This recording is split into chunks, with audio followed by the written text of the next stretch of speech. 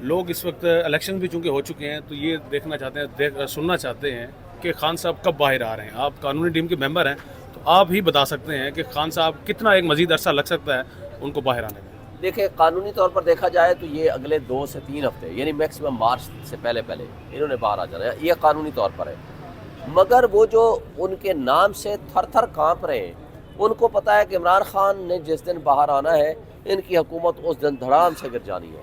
مسئلہ صرف یہاں یہ ہے، پہلے الیکشن سے پہلے نہیں آنے دینا چاہ رہے تھے کہ الیکشن میں اگر یہ باہر آ گیا، ایک دن کے لیے بھی باہر آ گیا تو ابھی تو 200 سیٹیں ایکچولی ہم جیتے ہیں تقریباً 180 سے پلس، تو یہ ان کی ایک سیٹ بھی نہیں جیت سکتے تھے.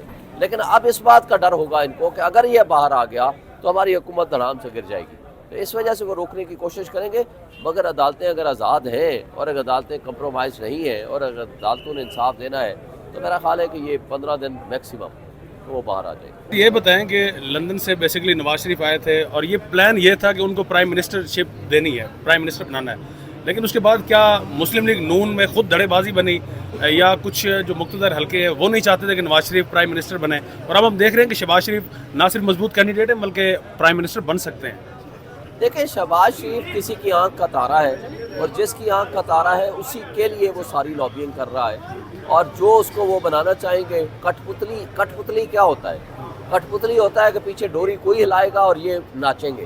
اور شہباز شریف خود کہتا ہے میں کسی کا کٹ پتلی ہوں یا کسی کی آنکھ کا تارا ہوں، کا مطلب ہے کہ میں کٹ پتلی ہوں. تو جو کٹ پتلیوں کی حکومت ہوگی تو ان سے کیا ہم خیر کی توقع رکھیں گے؟ تو اس لیے میرا نہیں خیال کہ ان کو بھی نظر آ گیا ہے نواز شریف دونوں سیٹوں سے آ رہا ہے، مریم نواز ہاری ہے. اب ان کے پاس کوئی اخلاقی جواز نہیں ہے، ان کو تو پتہ ہے ہمارے ہیں، ان کے پاس بھی وہی فارم 45 ہے. لیکن جھوٹ کے سہارے اگر وہ اقتدار پہ قبضہ کرنے کی کوشش کریں گے تو زیادہ دیر کے لیے سسٹین نہیں کر پائے گا. انہوں نے 2 سے 4 مہینے نہیں نکالنے. سر شہباز گل نے بھی جس طرح سے اپنے ولاگ میں ذکر کیا کہ ان سے بھی کچھ حلقوں کی جانب سے رابطہ کرنے کی کوشش کی گئی. عمران خان صاحب کا بھی کچھ دنوں پہلے جو بیان تھا یا جو ان سے ملاقات کر کے آتے ہیں کہ خان صاحب سے یا بشرا بی بی کے تھرو باتیں کرنے کی کوشش کی گئی، ڈیل کرنے کی کوشش کی گئی. تو آپ سے بھی اس طرح سے کوئی رابطہ ہوا ہے یا اگر کوئی معاملات اس حوالے سے چل رہے ہیں ابھی خان صاحب کے ساتھ، کیونکہ اب الیکشنز تو ہو چکے ہیں؟ دیکھیں میرا نہیں خیال کہ اس حوالے سے کوئی بات چل رہی ہے. اگر کوئی کی بھی ہوگی تو خان صاحب نے تو بڑا واضح موقف ہے بھائی جو ڈاکے کے ذریعے ہم سے سیٹیں چھینی گئی ہیں وہ واپس کر دیں. کیونکہ دیکھیں پبلک سپورٹ کے بغیر کوئی حکومت اسٹرانگ ریفارمز نہیں لا سکتی. $18 بلین جو مفت مراد بدماشیاں لے رہا ہے ان سے کم کرنے، ان کو واپس لینے کے لیے ضروری ہے کہ اسٹرانگ ڈیموکریٹک گورنمنٹ ہو جس کو پبلک سپورٹ ہو، اور جس کو پبلک سپورٹ ہوگی لیجٹیمیٹلی الیکٹڈ گورنمنٹ ہوگی اس کے لیے انویسٹمنٹ آئے گی، اس کے لیے لوکل انویسٹمنٹ بھی کرے گا، اس کے لیے ہمارا اوورسیز انویسٹمنٹ بھی کرے گا اور انٹرنیشنل انویسٹمنٹ بھی آئے گی، اور تبھی ملک کے مسائل حل ہو سکتے ہیں. ورنہ یہ صرف بجلی کے بل بڑھاتے جائیں گے، گیس کے بل بڑھاتے جائیں گے.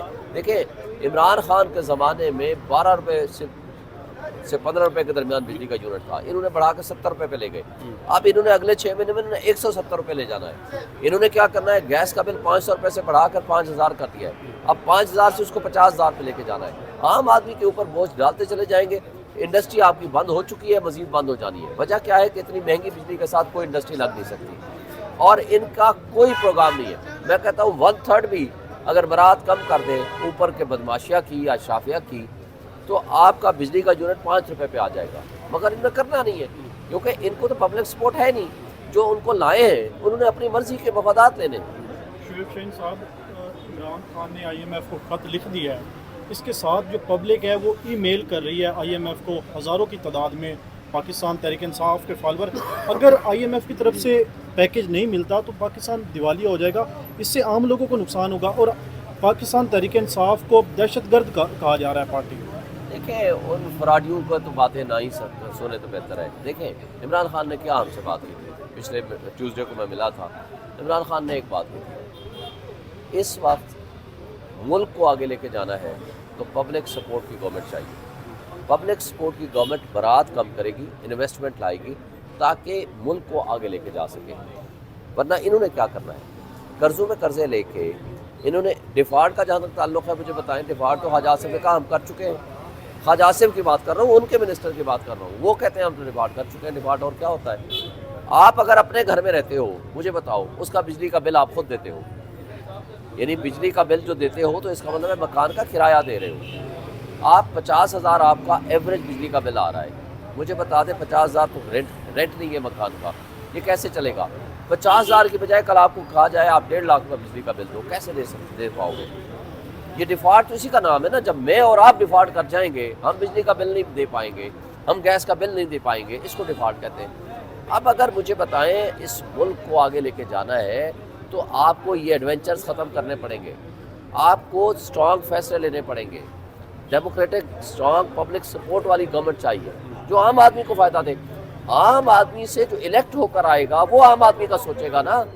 जिसने पपेट्स बिठाए हैं, जिसने कठपुतलियाँ बिठानी है, उनको क्या लगे? उनकी तो मराहत में और इजाफा हो जाएगा। आपने देखा नहीं था पिछले 2 साल क्या किया? खाने को था नहीं, 89 वज़ीर मुशीर थे, उनकी मराहत, उनकी अय्याशियाँ ख़त्म नहीं हो रही थी। और अभी आप देखना, आज ही उन्होंने कोई पता नहीं 1.5 बिलियन रुपीस फिक्स कर दिया कि ये बिज़नेस ट्रैवलिंग होगी, ये इनके लिए होगा, ये NMNAs की जो इलेक्टेड भी नहीं है उनके लिए 1.5 बिलियन रुपीस रख दिया, अभी से, आज से रख दिया। अगर ये इस मुल्क को इस तरीके से चलाना है तो ये मुल्क नहीं चलेगा।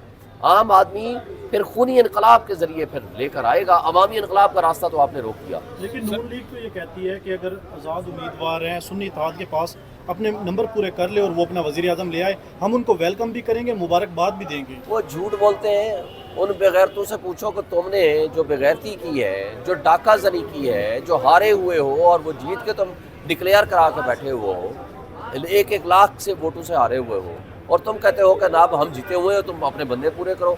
वो जो करप्ट ब्यूरोक्रेसी को साथ में लाया है, जो वो तुम उठा करके अपनी सीटें जो हमसे छीन के लेकर गए हो वो वापस करें।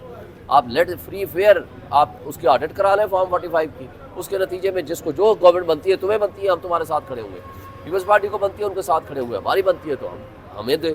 लेकिन देखें, जब तक free fair and transparent process को नहीं लेके आगे चलेंगे ये मुल्क तरक्की नहीं कर सकता। यूथ आपको पता है 15 लाख के करीब नौजवान प्रोफेशनल्स आप इस मुल्क को छोड़ के भाग चुके हैं। और पैसा, एक उम्मीद थी कि ये इलेक्शन के ज़रिए कुछ चेंज आएगी, लोग एक आस उम्मीद लेके आपके साथ चलेंगे, वो चेंज भी आपने रोक दी है, तो फिर कैसे मुल्क को आगे लेके चलेंगे और मायूसी फैलेगी।